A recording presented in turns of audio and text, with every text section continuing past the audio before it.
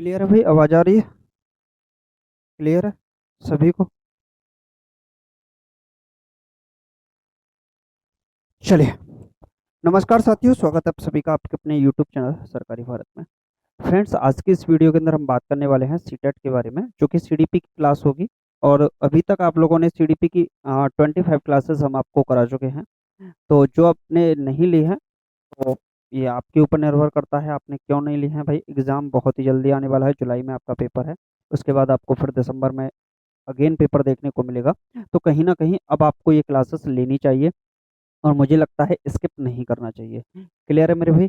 तो यहाँ पर आपकी 25 क्लासेस हो चुकी हैं, जो कि सीडीपी से रिलेटेड हैं। और प्रैक्टिस कराई जा रही है वो कि एग्जैक्ट आपके पेपर से ही कराई जा रही है, मतलब डायरेक्टली जो आपके क्वेश्चंस एग्जामिनेशन में पूछे गए हैं उन्हीं से आपको कराया जा रहा है। तो ये सभी आप लोग देख भी सकते हो यहाँ पर, ये सब एग्जाम से ओरिएंटेड क्लासेस ही हैं, ऑथेंटिक चीज़ें आपको पढ़ाई जा रही हैं। तब भी आप इनको नहीं लेते हैं तो फिर आप कहीं ना कहीं भटक रहे हैं। ये आपके ऊपर निर्भर करता है।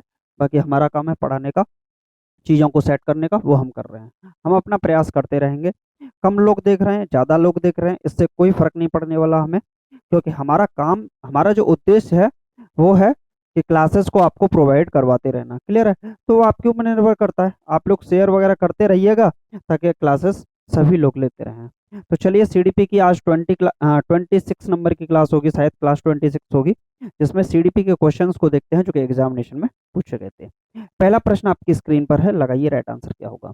बहुत सारे स्टूडेंट ऐसे हैं चैनल को सब्सक्राइब नहीं करते, मत करो भाई, आपका ही घाटा होगा, नोटिफिकेशन नहीं मिलेगा क्लास का। पहला प्रश्न है, एक अध्यापिका द्वारा अपनाई गई कौन सी युक्तियां विद्यार्थियों में सृजनात्मक सोच को बढ़ावा देती हैं? मेरे भाई, बात करते हैं सृजनात्मक सोच की। इसको बोलते हैं हम एक तरीके से क्रिएटिव थिंकिंग बोल सकते हो आप। क्रिएटिव थिंकिंग बोल सकते हो, क्या बोल सकते हो? Creative thinking. तो देखिए, किसी भी स्टूडेंट के अंतर्गत किसी भी बच्चे के अंतर्गत क्रिएटिव थिंकिंग आप लाना चाहते हो, तो कहीं ना कहीं उसके अंतर्गत आपको अपसारी चिंतन की ओर बढ़ावा देना होगा। आप ऐसे क्वेश्चंस उससे करिए जिसके विकल्प बहुत सारे हों, आंसर भी दे तो वो बहुत सारे दे। जैसे अगर मैं आपसे प्रश्न करता हूँ कि प्रदूषण को कैसे कम कर सकते हैं, तो जितने भी मेरे इस क्लास को देख रहे होंगे स्टूडेंट, वो सारे के सारे कैंडिडेट क्या बोलेंगे कि सर, ये एक प्रोसेस अपना लीजिए। जल प्रदूषण को कम करने के लिए क्या करना है, मृदा प्रदूषण को कम करने के लिए क्या करना है, वायु प्रदूषण को क्या करना है, पेड़ को मत काटो, तालाबों को स्वच्छ रखो, पॉलीथीन का यूज कम करना चाहिए, बोतल वगैरह का यूज हमें कम करना चाहिए। तो ये सारी की सारी चीजें आपकी देखने को मिलेंगी, यानी कि डिफरेंट डिफरेंट आंसर आपके देखने को मिलेंगे। तो क्रिएटिव थिंकिंग आपके अंतर्गत कब पैदा होगी? जब आपके अंतर्गत अपसारी चिंतन होगा। मेरे भाई, अपसारी चिंतन क्या होता है? देखिए, दो प्रकार के चिंतन होते हैं, एक होती है डाइवर्जेंट थिंकिंग और एक होती है कन्वर्जेंट थिंकिंग। मैं आपको थोड़ा सा बता देता हूं इसके बारे में। तो पहला हम लिखते हैं डाइवर्जेंट डाइवर्जेंट थिंकिंग। पहली होगी आपकी डाइवर्जेंट थिंकिंग, और दूसरी जो होती है उसे बोलते हैं हम कन्वर्जेंट थिंकिंग। क्या बोलते हैं? Convergent thinking. तो देखिए, यहां पर समझिए, कन्वर्ट डाइवर्जेंट थिंकिंग क्या होगी? एक से अधिक उत्तर आपके हो सकते हैं, जबकि कन्वर्जेंट थिंकिंग के अंदर एक ही उत्तर होगा। जैसे भारत की राजधानी क्या है, तो आपने बोला दिल्ली, ये कन्वर्जेंट थिंकिंग का प्रश्न होगा। क्लियर है? तो जहां भी इनोवेशंस की बात होगी, नवाचार की बात होगी, एक्सप्लोरेशन यानी कि अनुसंधान की बात होगी, खोज की बात होगी, अर्थपूर्ण अधिगम की बात होगी, कहीं ना कहीं वहां सृजनात्मक सोच को बढ़ावा दिया जाएगा। तो यहाँ पर अध्यापक को कौन सी युक्ति अपनानी चाहिए? चलिए पढ़ लेते हैं ऑप्शंस को। बड़े बड़े गद्य कंठस्थ याद करने के लिए देना। देखिए, आप जब भी याद करने की बात करते हैं ना, तो कहीं ना कहीं सीटेट के एग्जामिनेशन में आप थप्पड़ खाने का काम करते हैं। समझ रहे हो? क्योंकि आपका आंसर गलत होने वाला है भाई। कभी भी आपको रोट मेमोराइजेशन की ओर नहीं जाना है, कंठस्थीकरण की ओर नहीं जाना है, याद करने की ओर नहीं जाना है, नकल की ओर नहीं जाना है, इमिटेट की ओर नहीं जाना है। क्लियर है? किसी समस्या को दर्शाने के लिए अभिसारी तरीके से प्रोत्साहित करना। आप अभिसारी तरीके से ना करके आप उसे अपसारी तरीके से करवाइए, क्योंकि वहां पर बहुत सारे आंसर्स होने चाहिए। जहां पर बहुत सारे आंसर होंगे वहां पर क्रिएटिविटी देखने को मिलेगी, वहां पर इनोवेशंस देखने को मिलेंगे। तो कहीं ना कहीं अभिसारी आपका गलत हो जाएगा, अपसारी होता तो सही होता। आगे है प्रकारात्मक स्थिरता को पुरस्कृत करना। आप पुरस्कृत कर रहे हो। देखिए, पुरस्कार क्या होता है? एक तरीके का मोटिवेशन होता है। मोटिवेशन समझ रहे हो? दो प्रकार के मोटिवेशन होते हैं, एक होता है एक्सटर्नली मोटिवेशन और एक होता है इंटरनली मोटिवेशन। एक्सटर्नली मोटिवेशन एक टेम्पररी टास्क है, एक तरीके से कुछ समय के लिए रहने वाली है, जबकि इंटरनली मोटिवेशन जो होता है, आंतरिक अभिप्रेरणा एक लंबे समय तक कार्य करती है। तो ये पुरस्कार वगैरह जो होते हैं वो आपके एक्सटर्नली मोटिवेशन होते हैं, और ये स्थिरता का यहाँ पर है तो फिर भी गलत हो गया। ऐसी समस्या प्रस्तुत करना जिनके लिए नवाचारी अधिगम खोजने की जरूरत हो। मैं शुरू से ही बोल रहा हूँ, इनोवेशंस की बात कर रहा हूँ, नवाचारी अधिगम की बात कर रहा हूँ, नवाचारी समस्या के समाधान की बात कर रहा हूँ। कोई भी प्रॉब्लम सॉल्विंग है उसे नवाचार के माध्यम से अगर किया जाता है तो वो कहीं ना कहीं क्रिएटिविटी का एक हिस्सा होती है। समझ गए ना मेरे भाई? तो सृजनात्मकता का हिस्सा होगी। तो फोर्थ ऑप्शन आपका इस सवाल का राइट आंसर हो जाएगा। क्लियर है मेरे भाई? शॉर्ट वगैरह बना लिया करो भाई, कभी कभार यहाँ चल रही है क्लास, शॉर्ट वगैरह बना दिया करो। चलिए नेक्स्ट क्वेश्चन देखते हैं। हम्म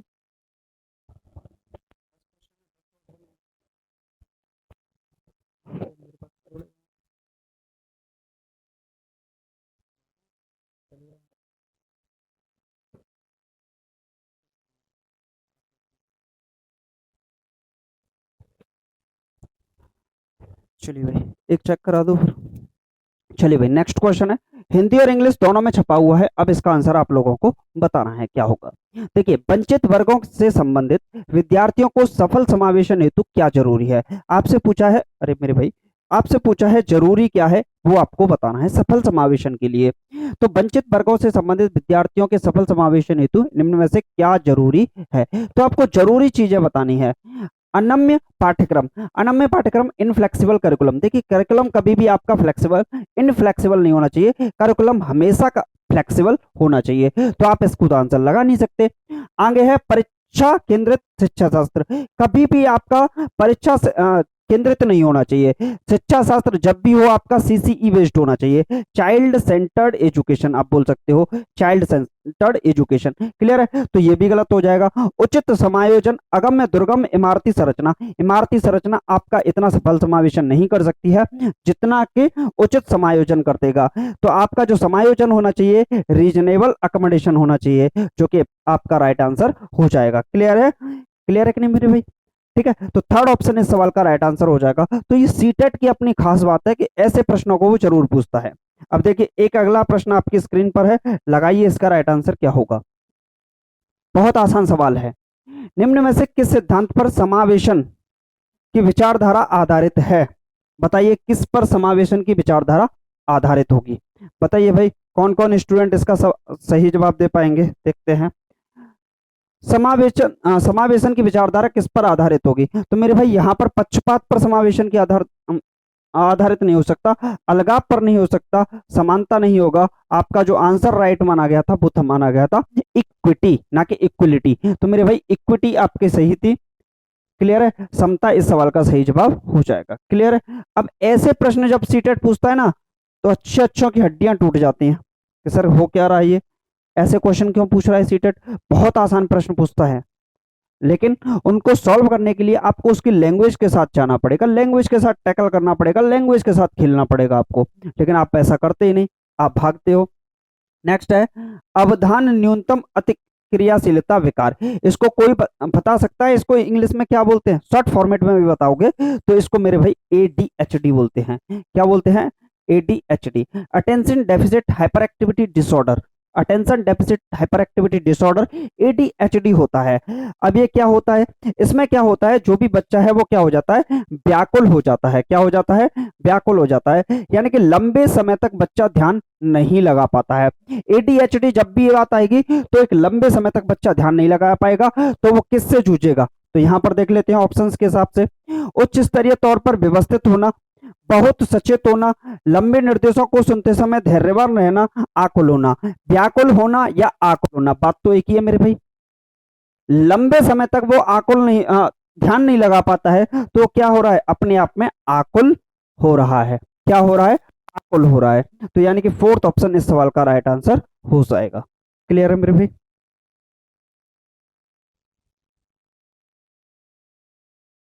इसका सबसे बेस्ट तरीका रहेगा, दूसरा वाला भी लगा दो साइड में, और उस दूसरा वाला स्टैंड और उसको भी सीधा खड़ा करके लगा दो, ऑटोमेटिकली वीडियो कटिंग हो जाएगी बाद में। क्लियर है भाई? चलिए नेक्स्ट क्वेश्चन है, इसका आंसर बताइए आप लोग। सृजनात्मक विद्यार्थी, सृजनात्मक के बारे में निम्न में से कौन सा क्या सही है? मेरे भाई जब भी सृजनात्मक सृजनात्मक की बात करेगा, कंस्ट्रक्टिविज्म की बात करेगा, क्रिएटिविटी की बात करेगा, इनोवेशंस की बात करेगा, तो आंसर आपको इसी में से देखने को मिलेगा। जब भी क्रिएटिविटी देखने को मिले, इनोवेशंस देखने को मिले, एक्सप्लोरेशन देखने को मिले, अनुसंधान देखने को मिले, खोज देखने को मिले, तो कहीं ना कहीं यहां से आंसर आपके बनने की संभावना होती है। तो सृजनात्मक विद्यार्थी के बारे में से क्या सही है? वे को समझने में काफी समय लेते हैं। आप कैसे कह सकते हो सृजनात्मक है, काफी समय नहीं लेगा। वे नवीन और मूल विचार सुझाते हैं, बात तो ठीक है, एक तरीके से इनोवेशंस की बात कर रहा है। वे अपने सहपाठियों के मुकाबले, जब भी मुकाबले की बात आए आप समझ जाओ कंपैरिजन आपको गलत कर देगा आंसर को। संज्ञानात्मक विकास कभी भी कंपैरिजन करने की कोशिश नहीं करिएगा। उन्हें विषय वस्तु को समझने में काफी मेहनत लगती ना। फर्स्ट सेकंड ऑप्शन आपका राइट हो जाएगा। वे नवीन चाहते हैं, यानी कि इनोवेशंस की बात कहीं ना कहीं की है, तो सेकंड ऑप्शन आपका इस सवाल का राइट आंसर हो जाएगा। मेरे भाई चलिए नेक्स्ट क्वेश्चन देख लेते हैं। थोड़ा फास्ट कर रहे हैं, उसका कारण यह है क्योंकि वीडियो बड़ा हो जाता है, अपलोड करने में हमको समस्या होती है। आप लोगों का कुछ नहीं, देख के चले जाते हो, ठीक है।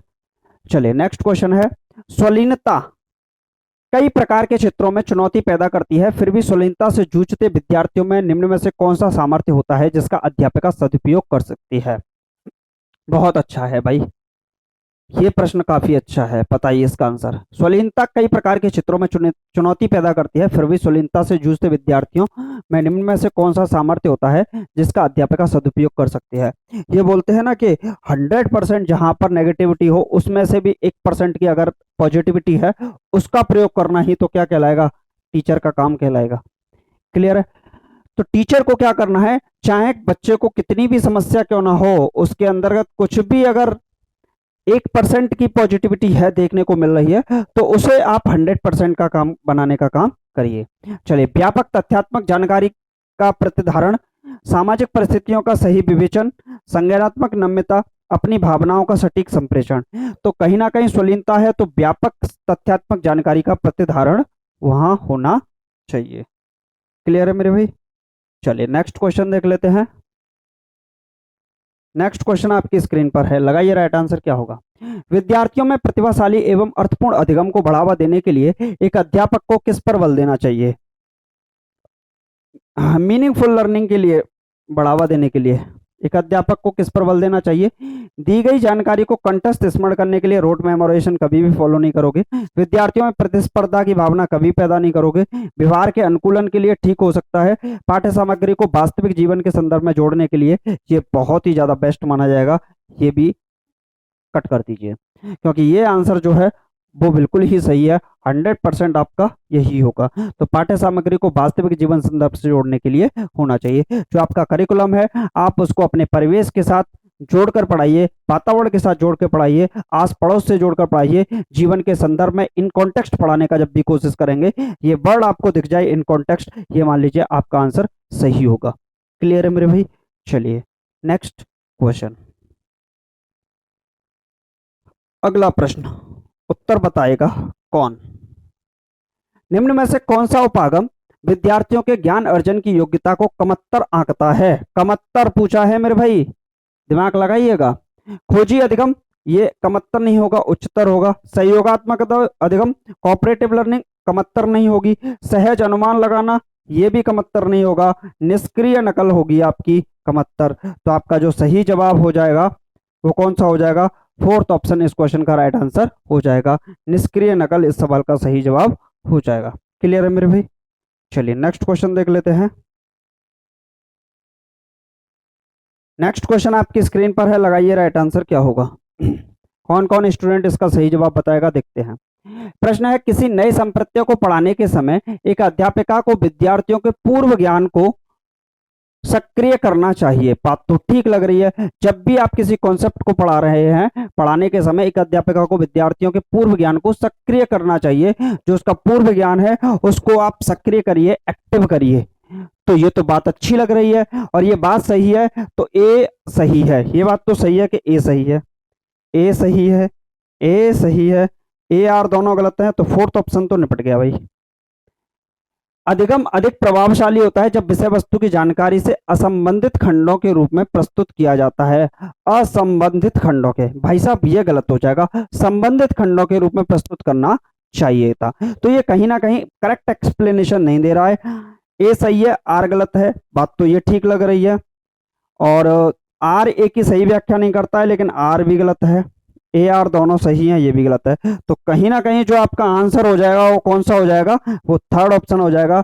ए सही है, आर गलत है, थर्ड ऑप्शन इस सवाल का राइट आंसर हो जाएगा। क्लियर है मेरे भाई? चलिए नेक्स्ट क्वेश्चन देख लेते हैं और लास्ट क्वेश्चन मान लेते हैं इस वीडियो का। अधिगम की प्रकृति और है, अधिगम की प्रकृति कैसी होनी चाहिए, एक्टिव होनी चाहिए पहली बात तो,